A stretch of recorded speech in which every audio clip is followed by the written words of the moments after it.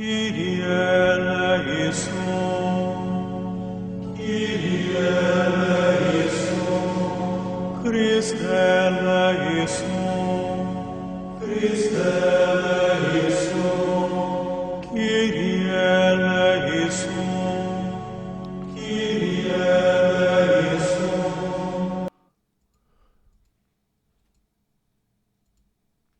Hey, good morning, everyone. It's coming up close to 11 o'clock, actually 10:55 in the morning on the 27th of February, 2025. It is hard to believe that this month has just slipped by so quickly, and now we're coming up on March. Now, for us as Christians, especially as Catholics, Lent will be a week from yesterday, actually, because that will be on the 5th. Yesterday, because today's Thursday. And then we have 6 weeks, fish fries and penance service, confession, almsgiving, intense prayer, and all those things that help us hopefully become better Christians and Catholics in our walk in faith. However, today I wanted to go and talk about Fox News specifically, or Fox Business, excuse me. I was watching a couple YouTube segments, and one of them was from Fox Business this morning with two people, Larry Kudlow and Dagan McDowell. Now, Larry is a highly well-respected business authority. He is both a Wall Street insider as well as a Washington insider. He served in the Reagan administration, and he is always pushing for a pro-growth strategy in the economy. Everyone that he meets of substance that comes on his show, one of his first questions is, so how is this going to support growth? Because obviously a growing economy covers a great deal of sins, such as overspending in previous years. And as we are now exceeded, I think it's pretty much confirmed, we've exceeded $36 trillion in debt. The current budget bill that is being worked through Congress right now allows for a $4 trillion lift in the limit, which means at some point we will not owe $36 trillion. We're going to owe $40 trillion. Trying to incorporate some tax cuts, but also trying to figure out a way at some point how we're going to start paying down this debt. Now, I personally believe that the Chinese, and I'll go on the record, are not the most existential threat to the United States. Are they a threat? Absolutely. Are they existential threat? No, not really. Neither are the North Koreans, neither are the Iranians, and neither, the other troika. You've got China, North Korea, the Iranians, or even to some extent, some of the terrorist groups, Cuba, etc., any communist nation that's out there. However, what is the most existential threat that we face today is our debt. When your debt is exceeding your GDP, and to the point, the current American GDP, I believe, is $20 trillion per year. We are approaching 40. That means for every dollar we produce, we owe $2. Okay, that would be the equivalent of, let's say you earn, let's say $100,000 a year, but you owe $200,000 a year, and you've only been making interest payments on that $200,000 a year. You haven't even come close to trying to cut in there.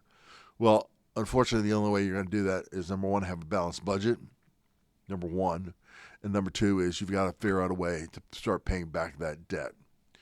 Some of that debt is externalized, and there was a great movie.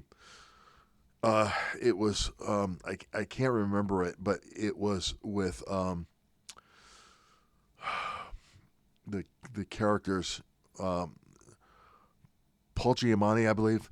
He was playing Ben Bernanke, and I forget the gentleman who was playing Paulson. Well, Paulson had made a state visit to China. This was back in 2008. and before the whole mortgage thing started to fall down. And uh, Paulson is talking to Bernanke, and he's saying that he was approached by the Chinese Ministry for Monetary Policy, I guess the equivalent of their Fed or whatever. And he said, Ben, or Mr. Paulson, how bad is this mortgage thing? And Paulson kind of wanted to blow off, said, well, we'll be able to deal with it. It's bad, but it's not that bad. And he said, well, that's good, because I was approached by the Russians, and he put forward a plan that I had to listen to. And Paulson then becomes interested. Oh, really? What was that plan? He said that between the Russians and the Chinese, they would do a coordinated effort, dump all of their U.S. bonds on the market, essentially causing the dollar to crash. And in doing so, would endanger not only the American economy, but the American people, and ultimately the American nation. Now, this is a very interesting strategy, because had that strategy been done, it would have achieved probably what the communists have been thinking of ever since the first communist revolution of 2017, and that is, how do we get rid of the United States of America? And the insanity is that it would have been done by our own selves, by our own greediness in borrowing money and spending money that we did not have. Abraham Lincoln, in that famous Walt Disney show, Mr. Lincoln, in Illinois, I believe, but he made that famous quote that the enemies of the United States would not come up the Mississippi or into the Ohio or infiltrate from a foreign nation, that the real enemy of the United States represented from within, and the actions that we did from within. And I think now, as we approach, at some point, we will, and it will come rather dramatically, that we owe the world $40 trillion in debt, not counting interagency debt, etc. That we are placing this great land that supposedly we all love. I mean, I wear an American flag shirt, not because I'm an extreme right-winger. No, I wear this flag shirt because I'm a patriot, I'm a veteran, and I love my country. And I would hate to get to the point in my life that I would see the collapse of this very nation that I love while I was still alive. Well, let me get back to what Mr. Kudlow and Dagan said this morning. And I'll just say Larry and Dagan for the rest of this. Just, we're among friends. The constant chattering in Washington is not only the amount of fraud, waste, and abuse that we find in Doge today, but realistically, how are we going to address our nation with respect to entitlements? Now, truth be told, I have a family of 4, myself, a wife, 2 children. My 32-year-old son, whose name is Michael, is autistic, and he has been receiving Social Security disability payments for some time. That is his right. We're doing everything above board. Social Security has reviewed it, they approved it, and he receives it. Now, my son also volunteers at a food bank. His mother or his sister, depending on the time, will go there, and he volunteers some of his time, and he works in a warehouse receiving food from local supermarkets and, like Publix and all sorts of stores like that, when they give food away to food banks, and someone's got to stock the shelves in the warehouse for the food bank. That's what my son does. And he's not just moving one can by himself, he's moving boxes. And he comes home sweaty, really sweaty, like he's worked a hard day. Now, granted, it may be 2 or 3 hours at a time, but he works. Now, as a Catholic, and I want to bring in Maria Bartiromo on this one, because Maria is a Catholic. I know that for a fact, because she goes and she is recruited by the Archdiocese of New York to sit in the Al Smith dinner. And in order to go and sit there, you've got to give money to the Archdiocese of New York. And I know that she probably is a very generous giver, and thank you, Maria, for doing that. So now I have all three of you here. And this is what I want to say to all three of you. That you in the, I'll call chattering class, are missing a huge opportunity. As an unemployed IT project and program manager, I don't need to be constantly reminded on how tough the economy is. I'm living it. Now, all of you may have drivers that take you to work every day for whatever reason, and that's fine. And I think that all of us would agree, if we are people of faith, that work is God's way of bringing about the kingdom of God into the world. So we all have a special place in bringing about the kingdom of God. But more importantly, as long as the work is legal, ethical, and moral, there is dignity in that work. We certainly do not celebrate the work of people who break the law. And all three of you have been very adamant about that. But the fact of the matter is that what you may be painfully unaware of, and I wish that you would go and get in tune with that, is how difficult the job market is, I'm sure not only in New York City, but around the entire country. I'm in Atlanta, Georgia. I've been down south for a number of years, and thank God that I have. The tax burden is much lighter than it is in New York.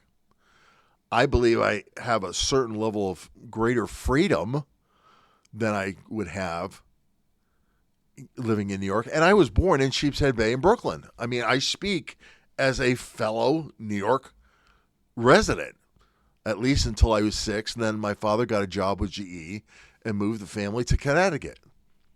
And then from there, I served my country, and I came back. I got an MBA at the University of Hartford, and then I came down south, and thank God that I did. I've enjoyed an incredibly good life being south of the Mason-Dixon line. However, currently, and now, and I'm sure Mr. Kudlow, Larry, you remember the laws of supply and demand. I think all of you do. But think of it this way. If it was bad enough before all of this raucous coming out of Washington, it's worse now. How many of you have been on LinkedIn? If not to just update your profile. I would probably say not recently. But if you would just take the time, and if you can't do it, I know you have staff people. Get a staffer to do it. Have a staffer go in and look like they were looking for a new job in your industry. Have them go ahead and put forward resumes and then get the email saying, although your resume is very impressive, we're moving on with other candidates. I don't think you've had to do that in years. I think you should now. Now, I know, Larry, you're on the verge of retiring. God bless you. You've done your time. I'm sure that you have saved and invested well, and I'm sure that you and your family will have a very good life. And I don't say that sarcastically. I say that with a great deal of reverence because you've worked hard. Dagan, the same thing with you. I remember when you were on IMUS and you used to say yes, sir, and no, sir, and all that other stuff, and you used to take your abuse. But I assume you enjoyed working for him. And God rest Don Imus' soul. I hope that he is with his brother Fred on that big prairie up in the sky, riding horses and, just talking smack. And you, Maria, I mean, you are the quintessential Wall Street influencer. You did it before people even thought of what an influencer, because you did it. You were on the job. You know, you cut your teeth with those guys. And as they said about Ginger Rogers, you did it wearing 6-inch heels and walking backwards, dancing backwards. Thank you. But again, as a chattering class, and maybe that's a little bit, as the business press that you are today, I think you're totally missing it. I think what you need to do is you need to do what Hannity did for the elections. I think you need to get a focus group on air in the morning and ask them questions about how are they doing in this economy? Are you finding a job? How difficult really it is out there. Now, a little bit about my backstory, okay? Back when I was 48 years old, I was downsized as an IT project manager. My company, Bell South, had been acquired by AT&T, and at the end of the 3 years, they demanded some job cuts, and I was one of thousands that got cut. I don't claim to be someone special. Where I am special is I can tell you, based on my experience, is that I was out for 777 days. From December 22nd, 2008 till February 6, 2011, I was out. Now, I had a severance to cover part of that, but then for a full year, I didn't. And I went on interviews, and sometimes I thought I had it in the bag, and in reality, I didn't. But I can solemnly assure you, there was not a single job interview that if someone wanted to speak to me about my talents, that I didn't go. I went. And thanks be to God, when I finally did get that first professional gig, it was because of a very unique circumstance. I have an identical twin brother that went to West Point. I went to the Air Force Academy.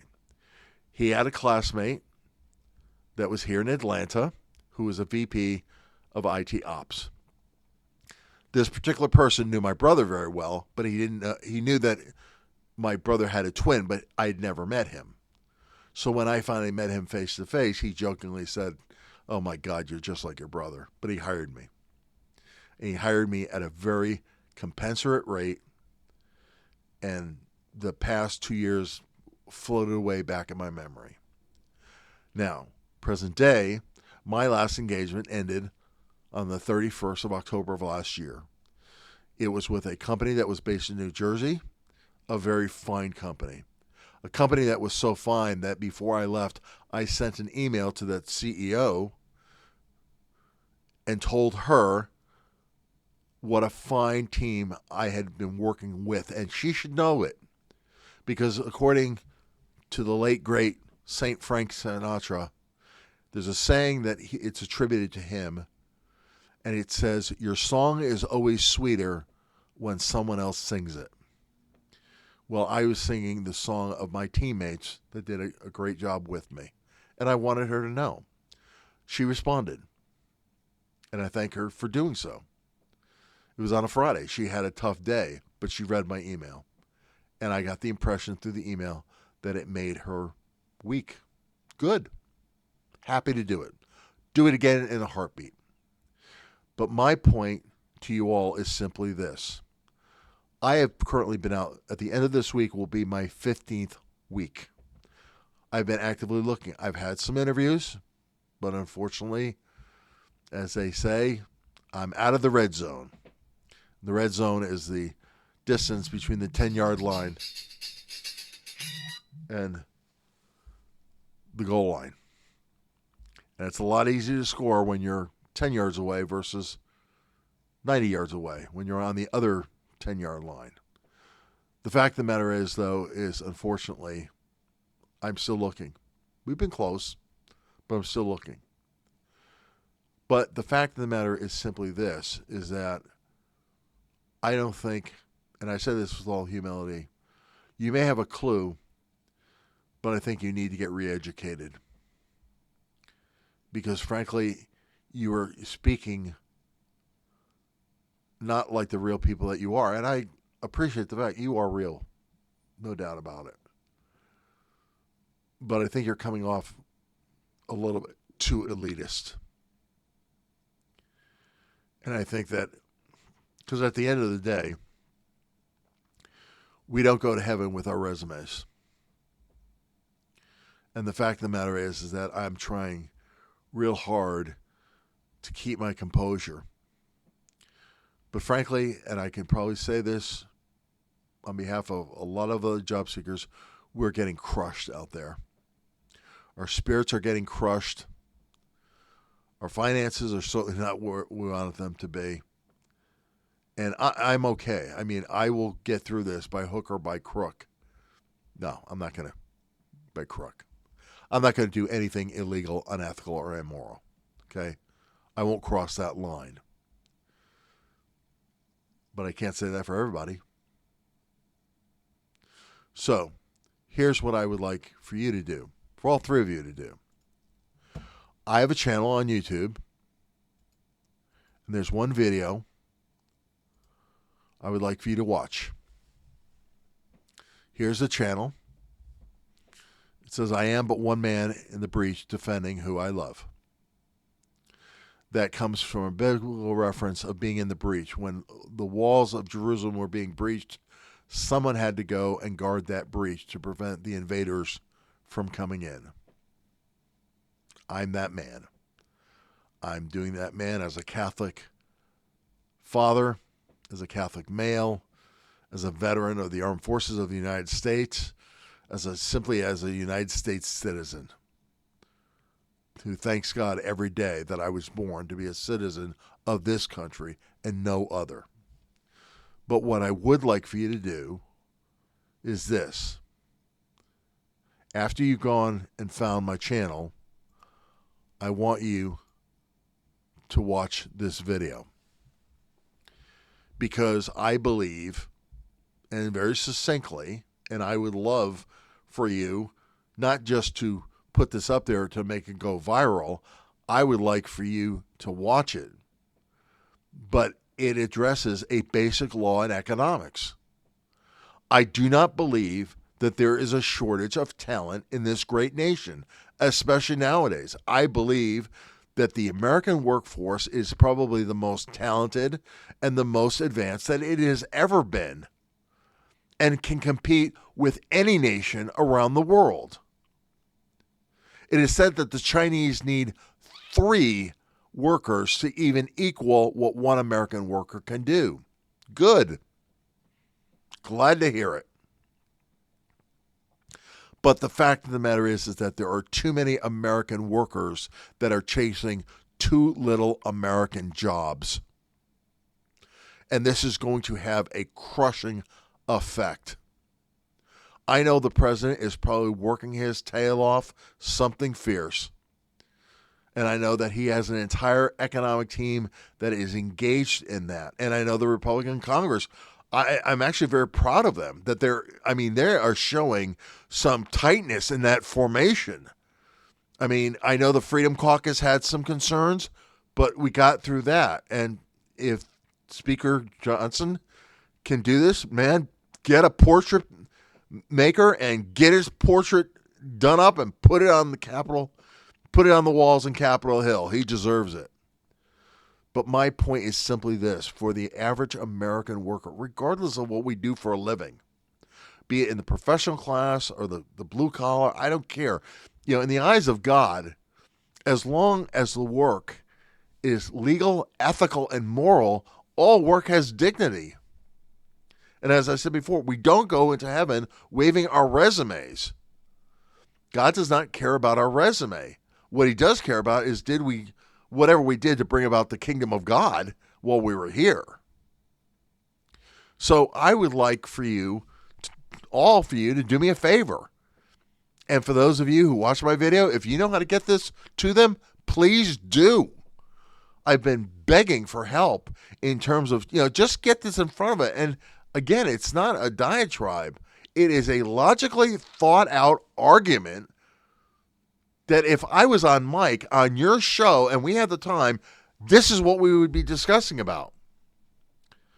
Because I do believe I have the facts, the figures, and the attitude and the mindset to say this is not something I'm dreaming up. This is actually happening.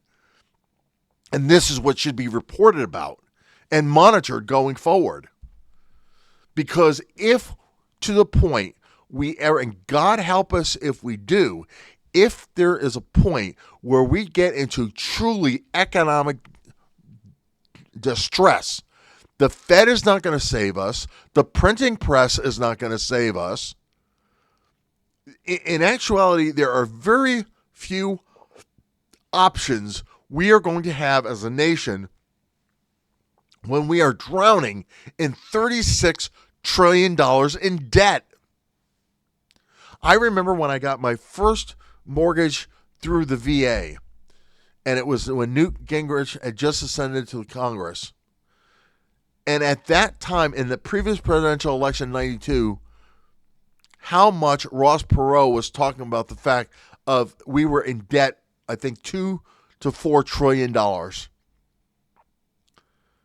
We would kill right now to have that amount of debt. Now, that would be the equivalent of going and having a mortgage of, let's say, going from $1 million down to a payoff value of what, 120,000 maybe. So to have all of that debt wiped away, well, it can't get wiped away. Someone had to pay that debt. And we're not in the luxury anymore to pass it on, to quote, Ms. Pelosi, to our children and our grandchildren. We can't do that. No self-respecting person by the name of mother or father or grandmother or grandfather would ever go and look either their son, their daughter, their grandson, or their granddaughter and say, I accumulated this debt, but you need to pay it off. I would say, as a person of faith, woe to that person who does that,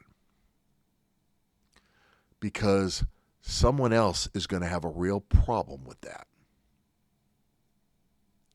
So, as a bonus, I'm not going to do it on this transmission, but many years ago, I wrote an essay on how many families you support each and every day. And I say families, plural.